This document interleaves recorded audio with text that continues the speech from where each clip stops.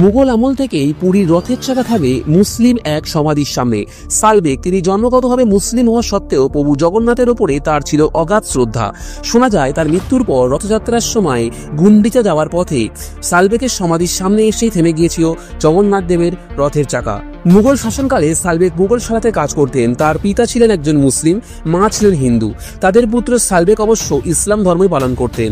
একবার যুদ্ধে সালবেগ গুরুতর আহত হন। আঘাত লেগে গভীর ক্ষতের সৃষ্টি হয় মাথায়। বৈদ্য দেখিয়ে কোনোভাবেই ক্ষতে নিরাময় হলো না। এমন সময় মুঘল সেনাবাহিনী থেকে সালবেগকে বহিষ্কার করা হয়। এই ঘটনায় মানসিকভাবে ভেঙে পড়েন তিনি। ঠিক এমন সময় সালবেগের মা প্রভু জগন্নাথ দেবের শরণ নিতে বলেন। শুরু হলো প্রভুর আরাধনা। দিনের পর দিন প্রভুর প্রতি সালবেগের ভক্তি ক্রমশ বাড়তেই থাকলো। একদিন স্বয়ং জগন্নাথ দেব স্বপ্নে এসে সালবেগের মাথার ক্ষত স্পর্শ করলেন। ঘুম ভেঙে সালবেগ অবাক হয়ে দেখলেন তার মাথাতে আর কোনো ক্ষতের চিহ্ন নেই।